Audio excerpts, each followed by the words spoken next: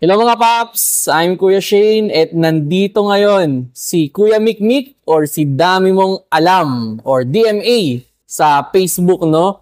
At yun, pag-uusapan namin yung mga nag-viral naming video na yung mga pinag-usapan, pinagtalunan ng mga tao at maraming salamat sa Isuzu EDSA dito sa may Balintawak sa pagbigay sa amin ng opportunity na makapag-vlog dito sa mismong showroom nila. At andito sa likod namin, itong Isuzu Travis, no? Na ite-test drive din namin. At kung meron kayong gustong Isuzu, comment down below na lang. Punta kayo dito, sasamahan namin kayo. Bibigyan kayo ng maganda daw discount. Oo. Ayan. Okay. So yun, pag-usapan natin yung mga viral video natin. Yung napanood ko sa'yo, Pops, no, yung isa sa mga nag-viral video mo is yung sa pagko-cool down. Oo. Pwede mo bang i-discuss ulit yung regarding doon? Kasi ganito yan. Alam niyo naman ang vlogs namin ni Kuya Shane. Magsisimula yan sa may magtatanong. Oo.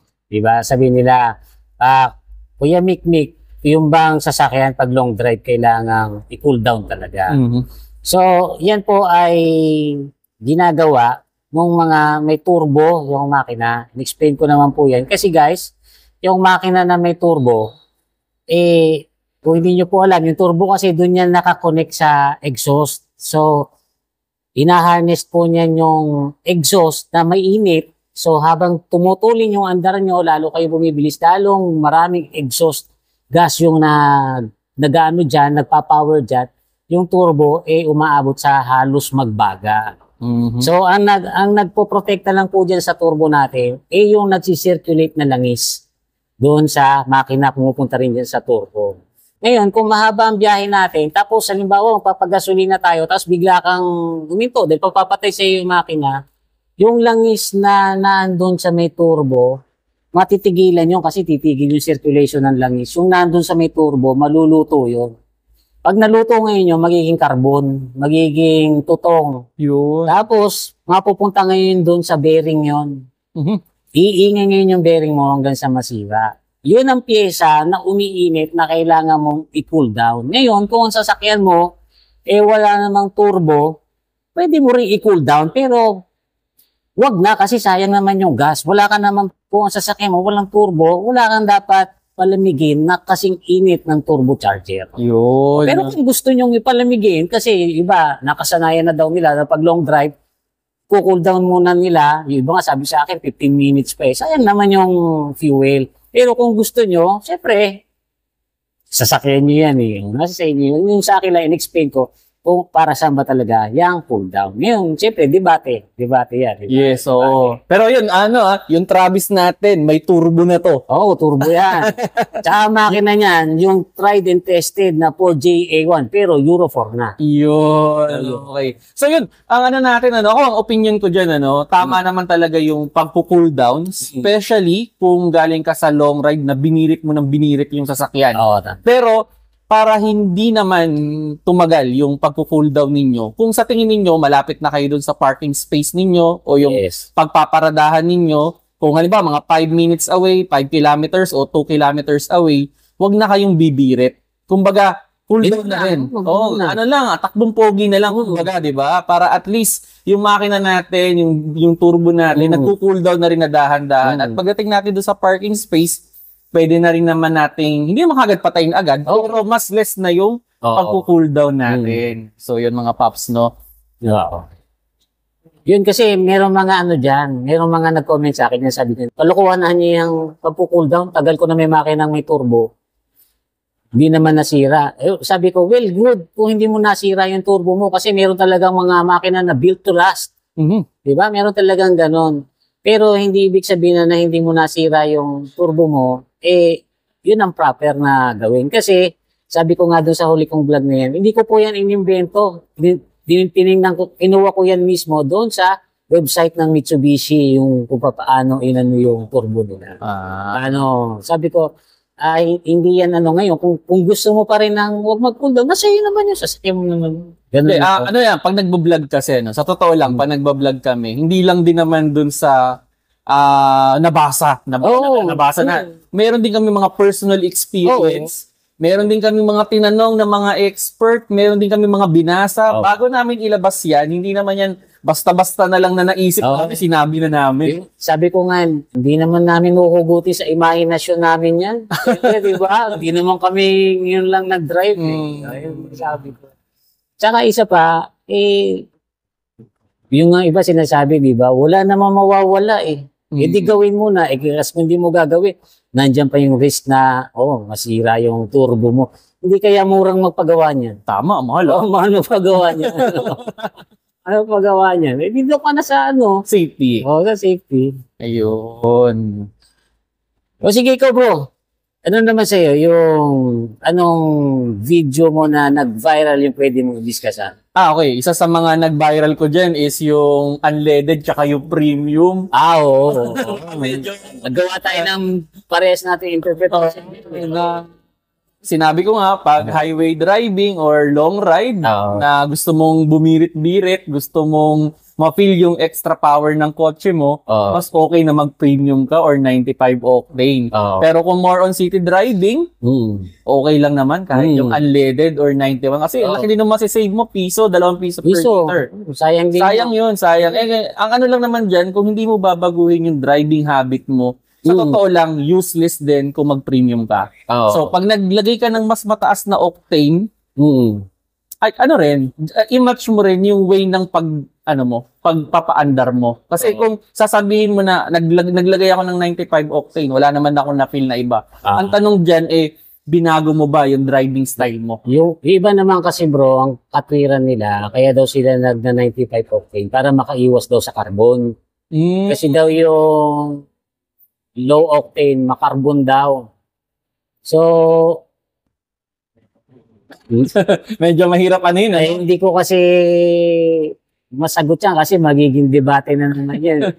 Ngayon kasi ganito guys, para sa akin kung yung sasakyan mo malaki makina, tapos gagamit ka ng low octane, hindi talaga masusunog ng maayos yung gasolina mo, magiging carbon yun. Tama. Magiging carbon yun. Siyempre, kung malaki makina mo, gumamit ka ng gasolina para dyan. Ngayon, kung maliit makina mo, kahit gumamit ka ng high octane, walang masama. Ang masama kasi, malaki makina mo, tapos gagamit ka low octane.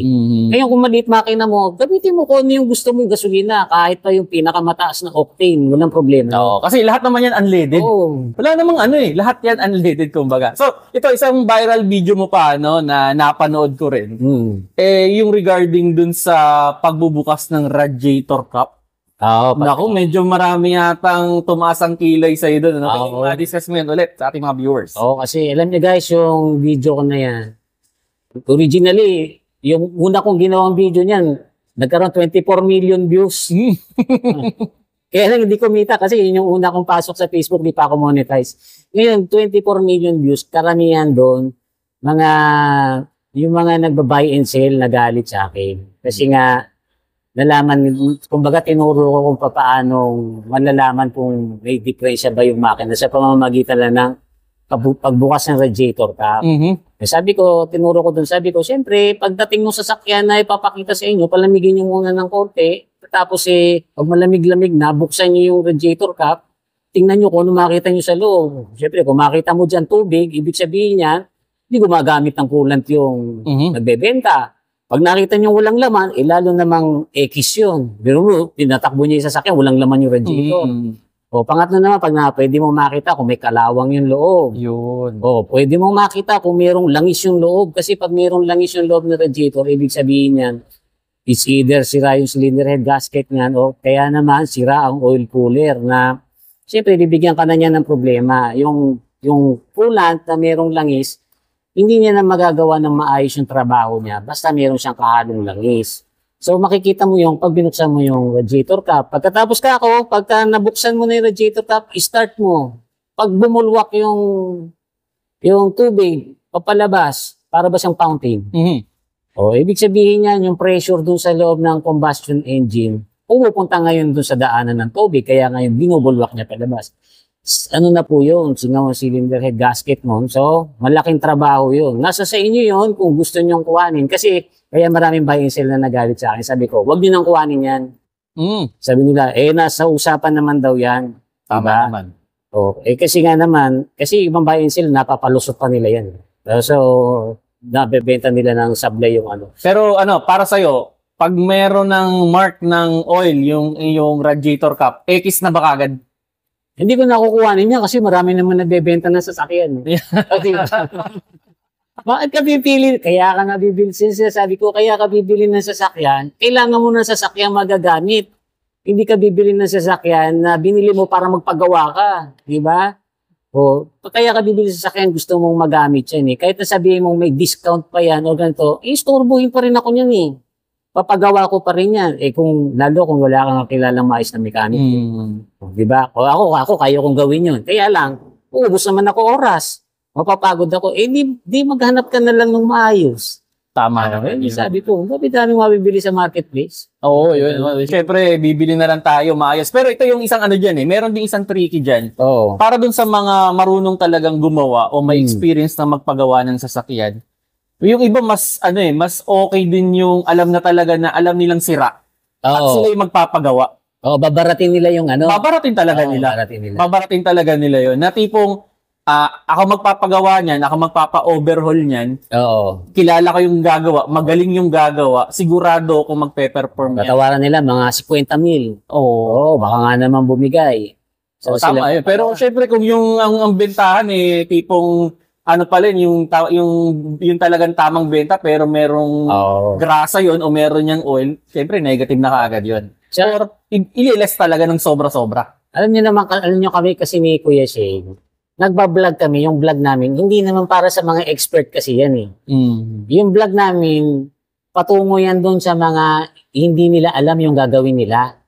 Kaya karaniwan ang magsasagot sa amin dyan or magko-comment na hindi maganda, yung mga expert. Tandaan nyo yung mga sinasabi namin para doon sa mga hindi alam pa yung gagawin. Ngayon yung mga, kasabi ko nga doon sa mga nag-comment na hindi maganda dyan, buy and sell ka siguro. So, pako-confirm ko naman kasi pag tinignan ko yung page, ang dami nga binibenta.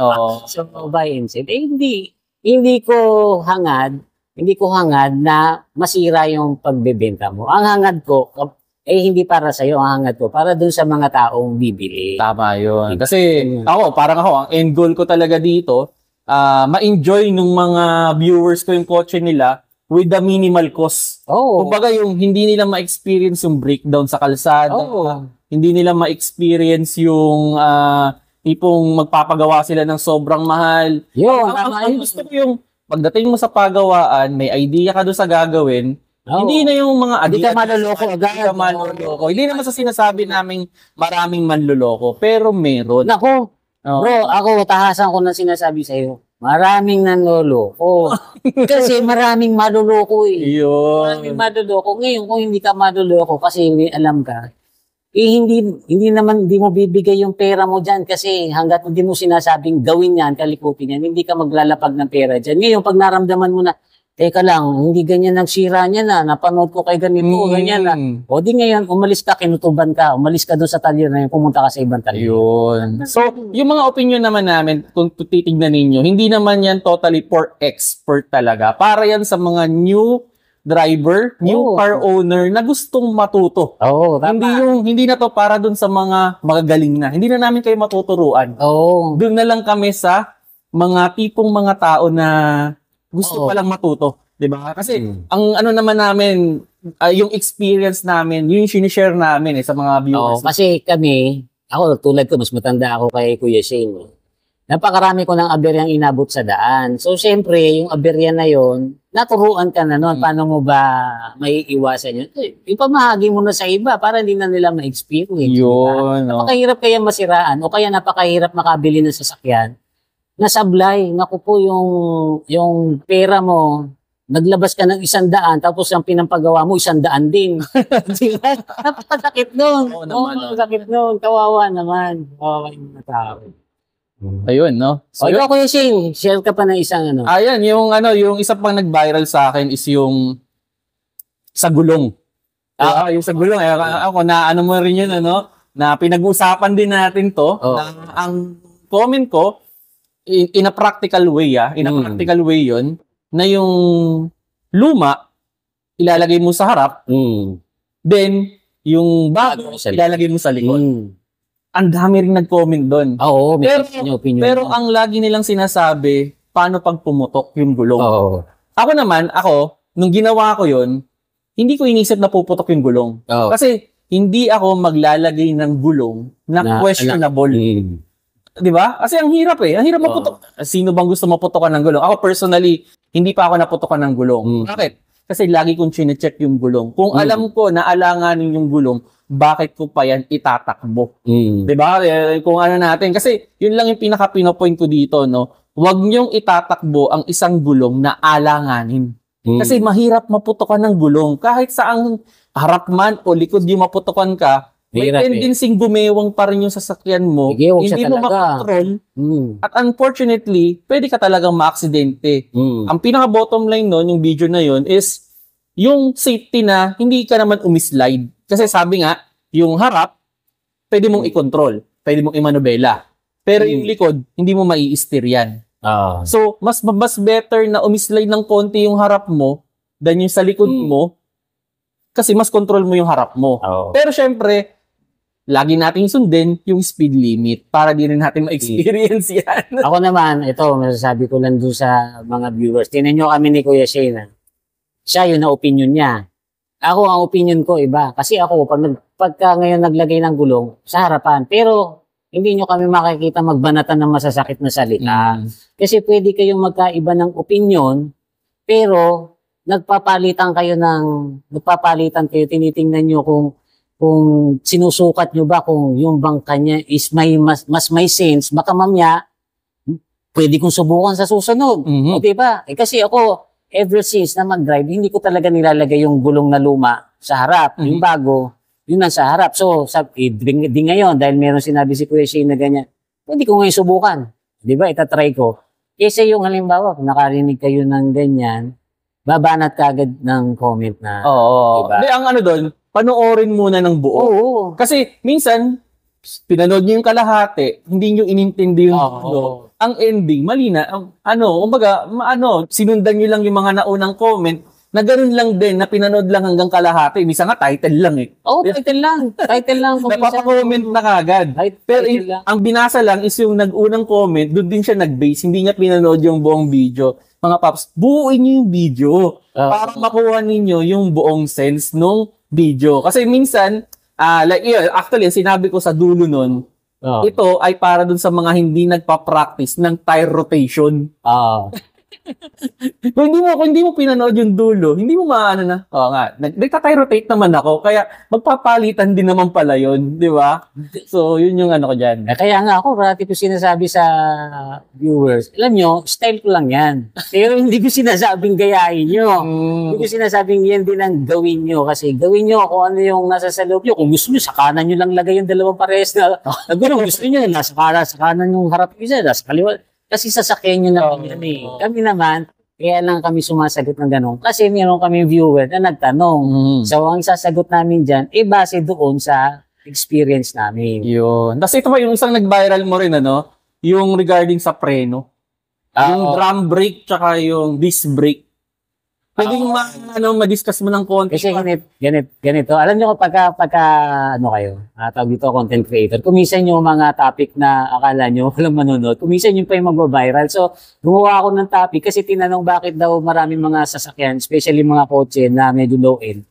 Hanggang ngayon, drum brake ka nasa likod, mas malakas daw ang preno ng disc brake.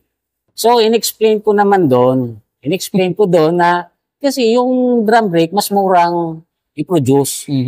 Tapos, ang disc brake kasi, mas ginagamit sa harapan kasi nga, pagka pumipreno ka, yung bigat ng sasakyan napupunta sa harap, so kailangan mo ang preno mo, okay lang na kahit yung sa harap lang talaga yung ganun ang performance. Yung sa likod, pang balance na lang siya. Pwede na yung ganyan. Ngayon, kung bibili ka ng high-end, parehas naka disc brake. Pero kung low-end, yung ibig ko bang sabihin, okay naman yan, hindi naman ibig sabihin na insufficient yung preno ng drum brake. Alam mo kaya siya nag-viral, marami mga naka-drum brake, especially yung mga truck drivers at saka mga nagda-drive ng bus o yung malalaking sasakyan. Hindi mas malakas ang drum brake, mas maganda yan sa disc brake.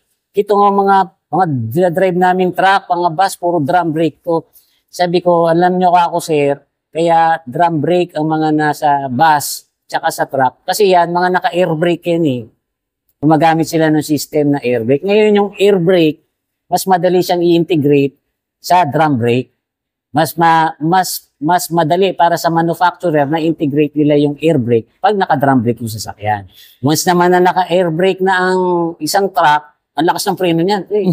Pag tapak mo ganyan, mapapasubsob ka talaga. Kaya sasabihin talaga ng truck driver, mas malakas yung preno ng drum brake kasi naka-air brake yun eh. Hindi katulad ng mga maliliit na sasakyan, hindi naka-air brake yan. Ano lang yan eh, yung brake booster lang. Oo nga. Kasi maliit lang naman yung sasakyan eh. Pero hindi ko sinasabing pangit yung drum brake. Sinasabi ko lang na yung disc brake, mas more on performance siya. Kasi sabi ko nga, sige nga, kung talagang maganda ang drum brake, bakit sa lahat ng klase ng karera, lahat naka-disc brake? F1, rally, kahit MotoGP, yung motor, lahat sila naka-disc brake. Bakit hindi sila mag-drum brake? Dati naman lahat naka-drum brake yan. Nung nagsimula ang F1, nagsimula rally, mga sasakyan yan, mga naka-drum brake. Bakit sila lumipat sa disc brake? Kasi yung disc brake is more on high performance. Tama yun. Pero hindi siya meant para sa heavy duty. Pero ngayon, ang mga truck sa Europe, mga naka-disc brake na. Pati aeroplano, commercial airplane, naka-disc brake. Hindi lang yun ha. Tingnan nyo yung mga war tank, katulad ng yung Abrams na tanke ng Amerika. Naka-disc brake yan. Pati ba yun? Naka-disc brake yan. Kasi nga, ganun ang technology. Kung alin yung mas maganda, kung alin yung mas makakaganda, yun ang ginagamit nila. Katulad sa aeroplano, hindi lang siya basta disc brake, carbon disc yung ginagamit nila. Pero hindi ko sinasabing, kasi iba kasi pag sinabi mo yung ganyang mahina, na-hurt agad yung feelings nila. Wala na. Kasi medyo, pag nagbablog kami, medyo malawak din kasi yung range. Pwedeng hindi naman applicable sa lahat. Pwedeng applicable sa lahat. Minsan, ang tinutukoy pala namin, nung ginagawa namin yung script o ginagawa namin yung vlog, ang ano lang namin, small car. Tapos syempre, pag big car na, yung mga truck na, ibang usapan naman syempre yun. Yung nga, sabi ko nga, sir, tingnan nyo naman yung binablog ko, puro tungkol sa kotse yan. Tungkol sa kotse. Tapos bilang mga truck. Pero sila, we appreciate yung comment ninyo. Natututo rin kami sa comment ninyo. Pero ito additional information lang dyan sa brakes, no? Yung drum brakes, normally, umaabot yan more than 100,000 kilometers bago pinapalitan. Mas matibay kasi talaga ang drum brake. Pang heavy duty yan. Yung disc brake, normally yung brakes niyan sa is mga around lang yan, mga 40 to 60,000, no? Ito additional info lang to, no? Yung Matic, mas mabilis maupod ang brake pad ng Matic kaysa sa manual. Ganun ba? Oo. Bakit?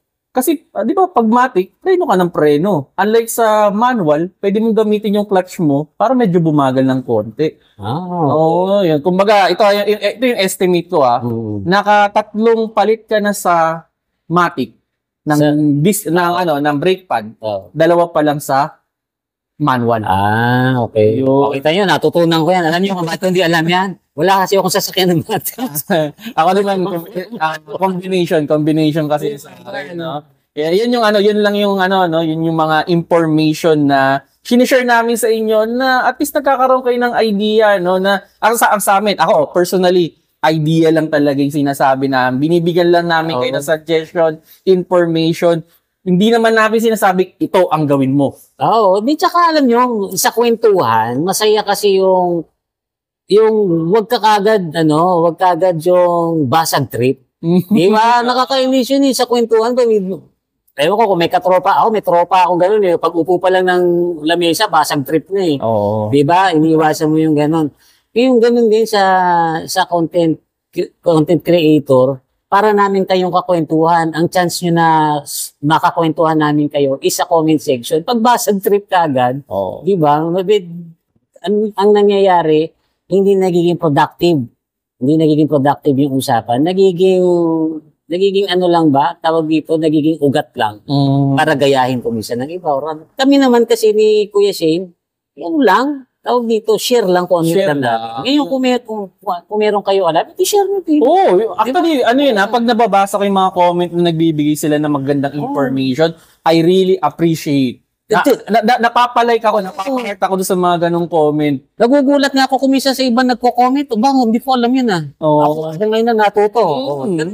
Kasi yung mga nagko-comment doon sa amin, lalo na yung mga positive, we really appreciate. Kung makita nyo, nilalike pa namin yan, nag-a-agree pa kami sa inyo. Kasi ito naman sharing lang to ng information Wala namang masama naman siguro. Kung tatanong nyo naman kami, mechanic ka ba? Ako natatanong sa iyo yan lagi. Madalas, oo. Ayan sinasabi ko, wala akong diploma ng mechanical engineer o sa automotive. Kaya lang kasi, Italian ako dati. Ako naman, to be sabihin na natin, ang playground ko nung bata ako, motor pool ng army. So, nood-nood, tingin-tingin. Tapos, hilig ko yung pag nagkakwentuhan tayo, hilig din natin ng let's go. Doon ko natutunan yung aerodynamic. Ako kasi. Biro pa lang aerodynamic. Oo. Yun nga Ako alam mo yung aerodynamics, ako natutunan sa bisikleta Doon sa helmet tsaka yung mga suot ng siklista. Sabi ko, kaya pala sila ang suot nila, maninipis, pagkatapos gano'n, tapos nakagano sila. Kasi, Superman. Aerodynamic pala. Ngayon, ganun din sa kotse. Yung aerodynamic. Yung mga ganun, yung mga preno na yan. Kala ko walang halaga yan Sa totoo lang ako, personally nung bata ako, napakarami kong sinirang laruan. Nako, ang laruan sa akin, minsan hindi naman talaga yung laruan, yung nasa loob ng laruan ang babaklasin ko at gagawa ko ng panibagong laruan. Ako kasi alam mo nung bata ako, katwiran ko, sira na yan Wala nang patutunguhan niya, kundi lalong masira. Tsaka pagka hindi ko nabuo, tsaka ako dadalhin sa dadalhin sa bibila akong laruan, gumagalaw, tuwang-tuwa ako. Ang gagawin ko nun, hindi ko yung binili dahil gusto kong laruin. Gusto kong baklasin at tignan yung loob. Yun ang doon ako natuto, kaya sabi ko sobrang dami kong sinirang laruan nung bata ako, na ang ending, natuto ako. Well, yun naman talaga yun, na natututo tayo minsan sa mga mistake natin. At yung mga binibigay naming information sa inyo is from our own experience. Na sana hindi nyo na maging mistake. Tama? Mahirap Kasi na-experience na natin, marami na kaming naging mali sa buhay namin, na kayo, new driver kayo, new car owner kayo, na hindi nyo na sana ma-experience. Mahirap yung nasisiraan. Diba? Ang hirap magtulak Saka mahirap yung wala kang alam sa maintenance sa sasakyan kahit konti. Kasi sooner or later, yung sasakyan na binili mo kahit brand new yan, may masisira dyan Ngayon, kung palagi kang asa sa mekaniko, kahit yung maliliit na bagay, gagastusan talaga. Ganun ang mangyayari sa'yo. Pero yung mga maliliit na bagay, kasi pwede mo na i-DIY. Katulad lang ba ng pagpapalit ng brake pads? Makadali lang yan Ako totoo lang, naging ginawa ko dyan, dahan-dahan ako nag-ipon ng gamit. Dati kasi, nagpapagawa talaga ako doon sa uncle ko, kasi Italian yung uncle ko. So, doon ko pinagagawa. Then, eventually, may mga simple lang naman na trabaho. Ikaw na. Pwedeng ako na siguro. Tsaka alam mo ngayon, ang information kasi ngayon, kalat na kalat. Hindi katulad nung panahon ko, nung nag-aral ako maggawa. Wala pa kasi YouTube yun nakakahiya man sabihin, gano'n na ako katanda. Alam niyo, para matuto ako ng makina, bumili ako ng bulok na kotse. Tapos yung bulok na kotse, siniba ko yung kahanon, binenta ko sa junk shop. Yung makina, kinalas ko. Grabe yung pag-aaral niyo. Ang binili ko noon yung tawag dito L-type na Lancer. So ang makina noon yung Saturn. Binuksan ko ngayon yun. Pinihit ko muna yung makina nang umiikot siya. Kailangan ka ako nito pagka nakabit ko to lahat, umiikot pa rin to. Kinalas ko lahat. Tapos alam nyo ginagawa ko noon. Halimbawa kinalas ko to, naka-enumerate. Grabe. Kasi kung kakalasin mo yun, tapos lalagyan mo sa isang lalagyan, baka hindi ko na maibalik sa dati. May kwentong ganyan, nasira dahil sobra tornilyo. Ay, mangyayari talaga sa iyo pagka ang wiring, hindi mo alam. Iba, dito pare-pares kulay. Bago ko putulin yun, lalagyan ko po ng mga masking tape yun, lalagyan ko ng mga code yun. Tama yun. Ganun, kung wala kang tester, para maibalik mo ulit sa dati. Ngayon, yung mga kung magkakalas kayo ng sasakyan, magsimula muna kayo sa maliit. Tama, oh. Yung pinaka-basic change oil, eh. Oo, change oil. Yan, kasi ang kailangan mo lang dyan is yung pantanggal ng filter at yung pangtanggal ng bolt. Ako, ito, suggestion ko lang sa inyo, no? Isa sa mga basic na pwede yung pag-aralan, yung pag-change oil. Kung sakaling magdi-DIY man kayo na mag-change oil, ang pinaka-reminders to dyan, bumili kayo ng torque wrench. Ang laking bagay pala nun. Oo, syempre. Kasi hindi mo ma-over-torque yung yung bolt. Kasi yun ang problema ng mga ng mga bagong yung ma-over-torque mo doon, yung oil pan. Yung oil drain bolt, ma-over-torque mo. Bumili kayo nun. Kung babalakin niyo mag-DIY, ang gawin niyo bumili kayo ng torque wrench, iset niyo siya dun sa recommended na torque nung bolt na yun. Actually, ang yung spacer ano yung kaya ng spacer. So, ngayon, hindi na kayo ma-over-torque. Ngayon, kung sakali naman, halimbawa, wala kayong torque wrench. Ito lang naman kung wala kayong torque wrench. Huwag kayong gumamit ng mahabang gabi. Huwag kayong gumamit ng mahabang socket wrench.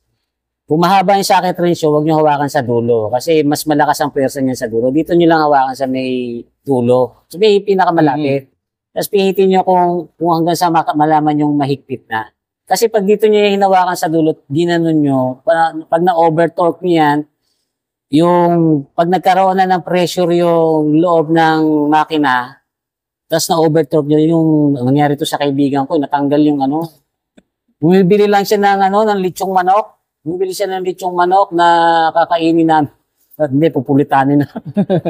Bumalik sabi hilahin daw yung sasakyan niya. Kasi alam mo bakit? Yung pagtakbo niya pala mula dun sa kusang kami, natanggal na yung tornilyo. Naubos yun lang tapos hindi niya pinatay yung makina kasi gusto niya pagpasok niya naka-aircon siya. Pagbalik niya ngayon, hindi na umanda.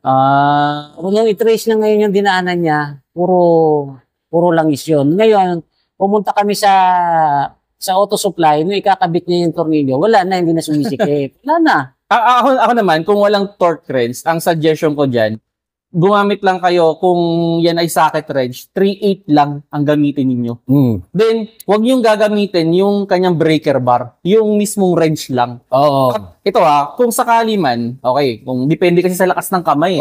Kaya kasi medyo, kung malakas yung kamay mo, kahit 3/8 baka ma-over. Pero pagka dito ka nakahawak, ito yung yung bilog, yung umiikot sa socket wrench. Pag dito ka nakahawak, posible mo nang pwera na lang kung si Schwarzenegger. Yun nga ito, isang idea rin dyan. Halimbawa, humigpit na, pwede kang maghigpit pa ng at least mga 1 to 2 o'clock. Doon, yung parang sa orasan. Meron kasing tao na hindi nila alam kung ano yung, lalo yung bago, hindi nila alam kung ano yung mahigpit na or mahigpit na mahigpit. Nakakita nga ako ng tao na after niya higpitan, kukuha pa ng pamukpok. Kinain. Sabi ko, mabibilog yung tornilyo.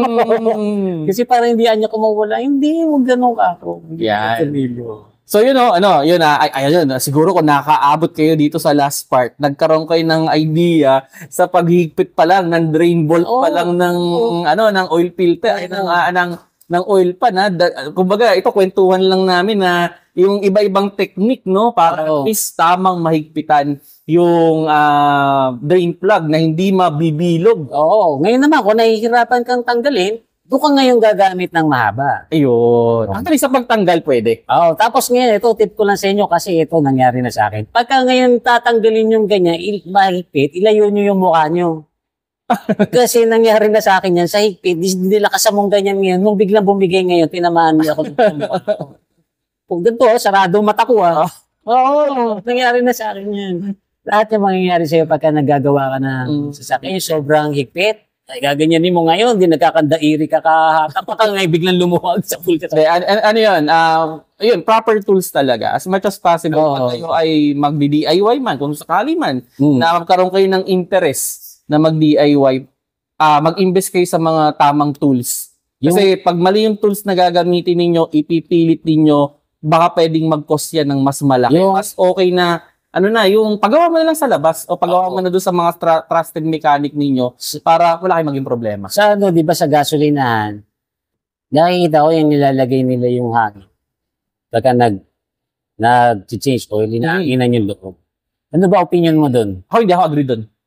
Yun din, kasi nga, sabi ko, kung ako kasi pintor din ako ng sasakyan eh. Ngayon, alam niyo yung compressor, once in a while, tinatanggal lang, dinedrain yan kasi nagkakaroon tubig sa loob yun.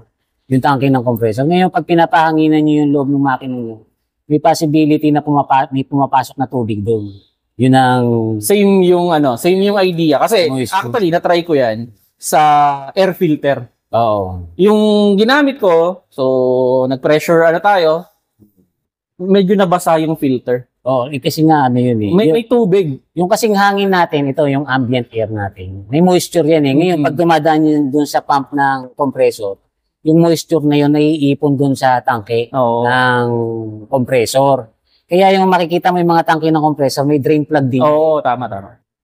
Once in a while, tatanggalin mo ganyan. Ang daming tumatapong na tubig doon. Naiipon hangin. So, yung tubig na yun, possible na yung iba nun napupunta sa makina niyo pag pinapahanginan niyo. So yun mga paps, no, kung kayo ay magpapa-change oil man, kung sasabihin na, sir, natin para lahat ng oil madrip. Oo. Hindi naman kailangan na eh. Kumbaga, baka lalo pa magka-problema yung makina ninyo pag nalagyan ng tubig yung loob ng makina. Kaya, same kami na tama, nagkakasundo rin naman kami sa ibang, wala namang problema. Pero kung gusto nyo gano'n, yung parati ko sinasabi, gusto nyo may hangin, hindi sa inyo yung makina nyo. Pero meron akong dati, yung mekaniko, ano mong ginagawa? Hindi niya nilalagyan ng hangin, pero hinihipan niya ng bibig niya.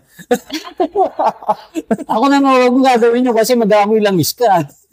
Sabi, napakagaling nitong mekaniko na to. Pero veteranong mekaniko. Ay highly respected ko yung mechanic na yun. Pero sabi ko, parang hindi naman kailangan yatang gawin na yun. Paps, huwag mo nang gawin. Pero alam mo kasi sa pagmemekaniko, mawawala sa ilan mo eh. Ako kuminsan yung ayaw umakyat ng gasolina galing sa tangke. Alam mo, sasakyan mo, di karburador, ayaw umakyat. Gagawin mo ngayon kung minsan ihihititin mo para lang malaman mo kung may gasolina pa ba. Ihihititin mo, mahihititin mo yung gasolina. Mga makalumang paraan ba na pagkabago ka, gusto mo lang malaman kung ganito, sira yung fuel gauge mo.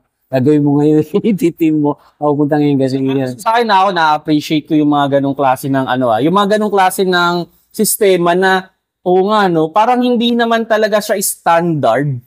Pero, parang pwede. Ako pagkakanood ako ng mga ganun, tuwan-tuwa ako talaga. Kasi trial and error naman kasi. Lalo pag katulad ko, wala naman nagturo sa akin eh. Hindi siyempre, gusto mo matutunan, wala namang nanonood eh. Di, subukan mo kung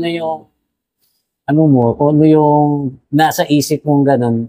As long as, parati siyempre, ingatan mo yung sarili. Katulad nun, nakaigo pa ko gasolina. Di siyempre, sarili mo. Yung nasabi ko kanya, tinamaan ako sa mo.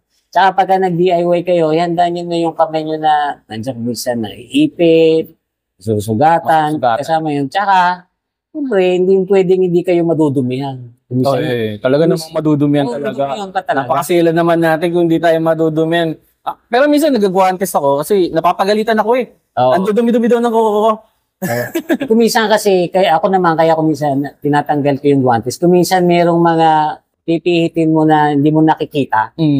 Halimbawa nakatago yung tornilyo, hindi mo makita. Kuminsan hindi ko masalat ng maayos pagka nakaguantes o kaya naman pagka guantes ko yung parang yung ginanchilyo. Bago mo maabot yung tornilyo kung saan sumasabit yung guantes. Maganda gamitin surgical. Yan.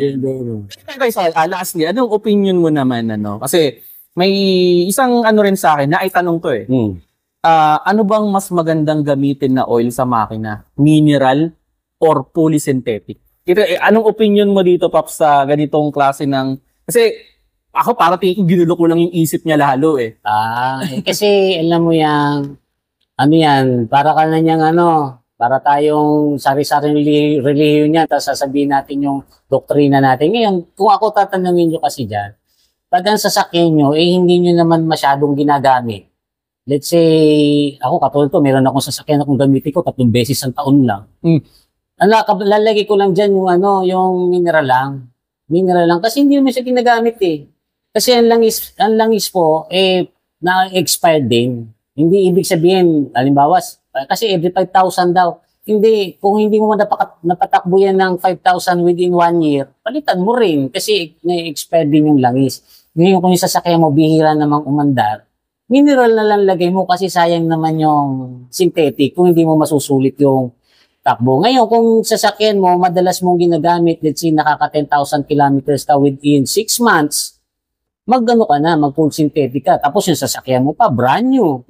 Diba? Ngayon, kung sasakyan mo, yung mga tipong, luma na, yung bang ayos lang sa'yo kahit na kahit na hindi masyadong maganda yung performance. Kasi mas maganda talaga performance sa makina pag naka full synthetic. Pero ito yung ito yung nakuha kong opinion dun sa mga kilala ko talagang, ako, high respected ko silang mga mechanic talaga. May isang nagsabi sa akin, mag-mineral ka lang. Kasi daw, yung fully synthetic, nakakamancha daw sa loob ng engine. Hindi daw maganda. Yun yung yun lang yung comment niya. Pero ang pinaka-idea niya sa akin, mas okay pa na lagi mong palitan yung oil than mag-fully synthetic ka na i-overstay mo yung oil. Ayun. Yung sinasabi niya, mas maganda yung mag-mineral oil ka tapos madalas ka magpalit. Totoo yun. Kaysa naka-fully synthetic ka na sinasagad mo yung tama yun. Pero yung sinasabi na kasi lumalapot, katagalan, nagmamantsa sa loob. Iba ang iba ang pinanggagalingan mo na sourcing. Pwedeng may sirang PCB valve yun. Or may leak ang cylinder head or ganito. Kasi alam niyo yung fully synthetic oil, kung yung mga mineral oil ay merong detergent, lalo naman yung fully synthetic oil, ang trabaho nun luminis ang makina. Kaya nga yung fully synthetic oil, pag nilagay mo sa lumang kotse, nagli-leak yung lumang kotse. Alam bakit? Nalilinis kasi yung loob eh. Yung mga nakapakat na carbon or yung mga gunk doon sa mga oil seal, malilinis ngayon ng fully synthetic. Di ngayon matatanggal yung bara, dadaan ngayon doon yung langis. Kaya sinasabi nila, pangit mag-fully synthetic sa luma kasi sobrang labnaw. Sobrang labnaw daw, lumalabas yung langis. Hindi po sobrang labnaw kasi nakalagay naman sa kung anong viscosity nun eh. Kaya lang, ang fully synthetic, napaka-effective niya maglinis yung mga gunk sa loob ng sasakyan na dating nakabara dun sa mga dadaanan ng langis, matatanggal niya ngayon. Doon ngayon dadaan yun. Ako, ang opinion ko dyan, kung may leak yan, may leak talaga. So, hindi, bumabara ang bro.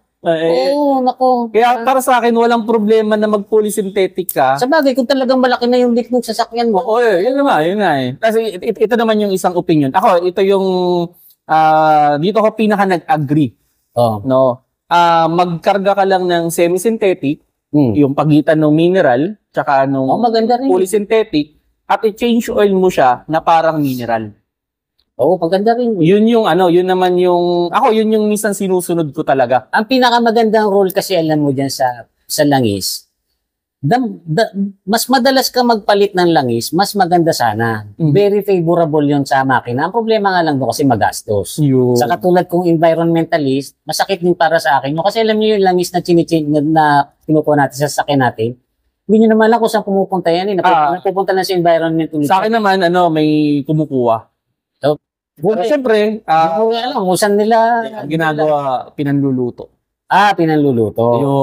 Yun naman yung akin. Binibili, pero sa akin naman, binibigay ko lang dun sa tao dun sa amin, sa parking space. Sana kung gano'n na na-recycle. Kasi yung iba, kukuha ng langis pagkatapos. Huwag nyo itatapon. Sa estero. Diba? Napupunta lang sa environment. Ngayon, kung napaka-frequent yung mag-change ng langis, tapos tatapon nyo lang sa environment, sabihin nyo lang, kasi pagka-environmentalist, karaniwan, sabihin, corny mo naman.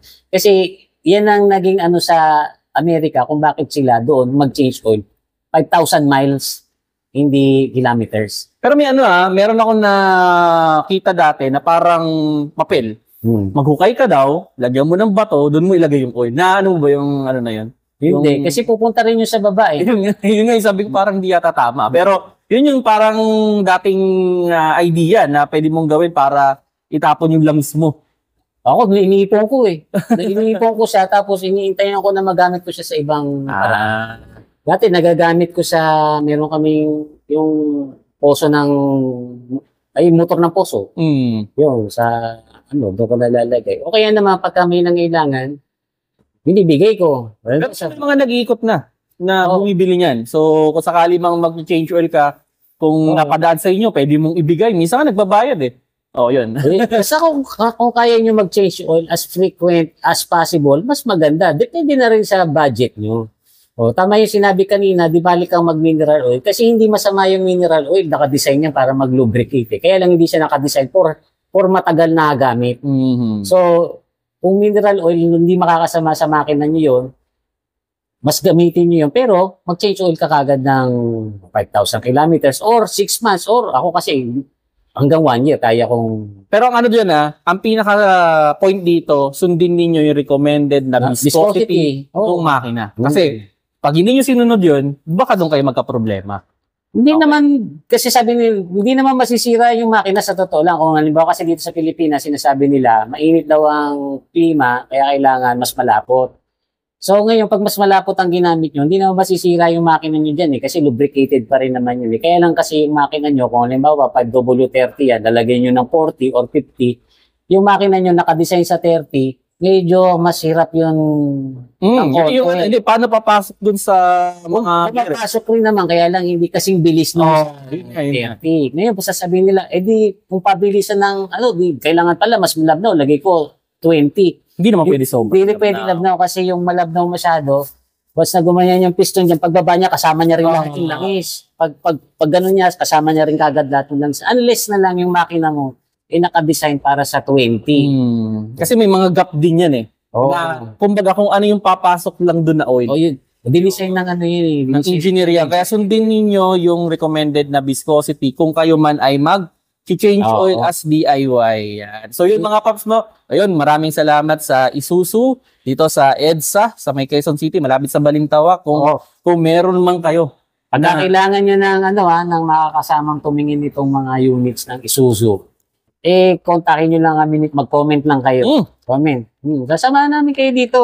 Tapos, iano natin yan na mabigyan kayo ng pinakamaayos, pinakamagandang promo para doon sa natitipuhan yung unit. Diretso sa taas ang aming contact dito. Tsaka dito, parang tawag dito, pag dito kayo pumunta, napaka-friendly ng mga tao dito. Hindi kayo mafe-feel na ibang tao kayo. Kung sakali man, kung pumunta man kayo, mag-walk-in kayo, sabihin nyo lang, napanood nyo sa video namin. Kuya Mikmik or DMA or Kuya Shane. Diba? Para at least ma-assist kayo ng mas maganda pa. Yeah. Lapit lang kami dito ni Kuya Shane. Ako, isang LRT lang ako. Ako naman, 3 tumbling lang. Hirap yun. Pero dito ka na nakatira nun. Pero ayun, mga paps, sana may nakuha kayong mga maliliit na idea doon sa kwentuhan namin ngayong araw. Maraming salamat, Kuya Mikmik. Opportunity na to sa susunod pa natin mga video na pwedeng gawin as mga pagkukwentuhan natin, yung mga senaryo sa kotse na makakapag-share tayo ng mas magandang... Maganda kayo, gusto nyo mag-suggest kayo ng topic, yung pagkukwentuhan natin. Kami mismo magtatalo na lang dito. Baka wag na kayo magtalo. Hihimayin namin. Ang maganda ang maganda sa amin. Kung hindi kami graduate ng auto mechanic. So, ang way ng pag-explain namin, hindi pang mekaniko. Lang. Ordinaryong tao. Sabi ko nga, huwag na natin masyadong itapik yung mga masyadong technical. Wala namang nanonood nun. Wala. Mga marurunong tapos pipintas ang Ang hirap pa kung anong magagaling. Ang hirap pa kung mas maganda pa yung normal lang na madali lang maintindihan ng lahat. Yun. So, sana nag-enjoy kayo doon sa aming mga bidyong ginagawa. Marami kayong nakukuha. Yung tumurot lang kayo ng information, malaking bagay na sa amin yun na pwedeng sabihin natin yung ibang information, tapon. Yung ibang information, tama na madadala ninyo na pwede nyo ring i-share doon sa susunod na family member ninyo. Yun, wag nyo kalimutan i-share yung mga video namin. Wag nyo kalimutan i-like. Kung nagustuhan ninyo, mag-comment kayo. Kung may tanong kayo, mag-comment din kayo. Who knows, ma-features namin yung mga comment ninyo, yung mga tanong ninyo. Pagtatalunan namin mismo. Kami na magtatalo. Para hindi na kayo mahirapan. Kasi kung kami magtatalo, information lang naman. Kung may matalo sa amin, wala namang problema Kung manalo sa amin, wala rin problema. Kasi kami, ang end goal talaga namin ay matulungan yung mga new car owner, mga bago pa lang na magkokotse, na makakuha sa amin ng mas magaganda pang mga information na Diba, yung kagaya si Kuya Mikmik, napakaraming experience na sa pagdadrive, sa pag-own ng kotse, second hand. Siguro sa pag-usapan natin, susunod yung second hand, ano? Oo, kasi puro second hand sasakyan ko eh, kaya... Ako kasi, totoo lang, puro brand new kotse namin. Ganun kami magka-opposite ni siya, may mga matic siya, ako walang matic. Ako, puro matic sa amin. So, medyo magkaiba man kami ng paniniwala sa ibang mga bagay, pero we respect each other. Ano mo kagandahan doon? Makikita nila yung magtabi ng sign. Tapos sila na lang manimbang. Oo, di ba? Ganun lang yun. Hindi naman namin kayo ililigaw eh. Minsan nagpapatawa lang talaga kami. So, I appreciate nyo rin naman sana. Huwag kayong mapipikon doon. Wag nyo masyado seryosoin. Pero pag seryoso naman kami, nagsiseryoso naman kami. Di ba?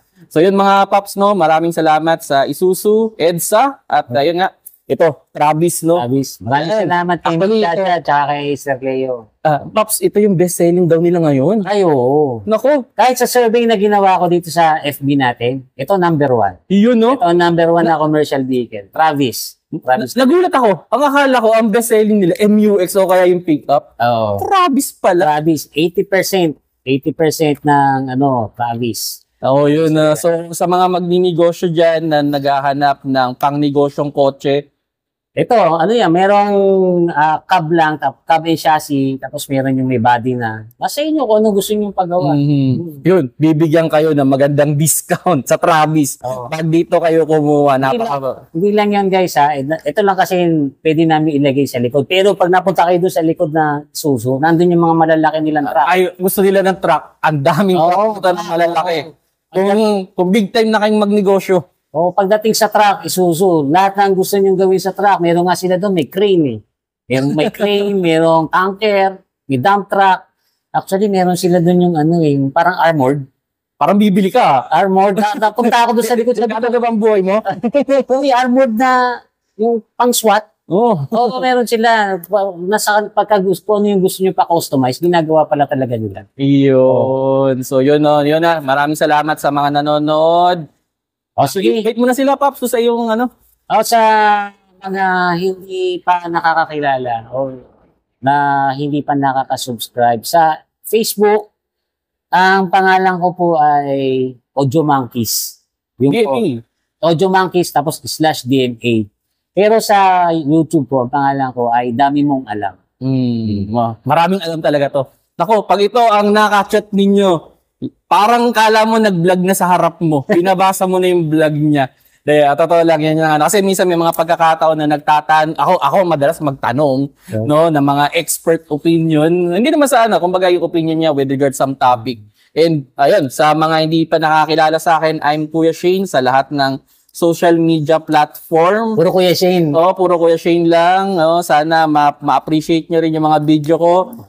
Hindi naman lahat sobrang tama siguro, pero mapapaisip kayo. So yan, maraming salamat mga Paps. Okay, bye-bye. Bye-bye.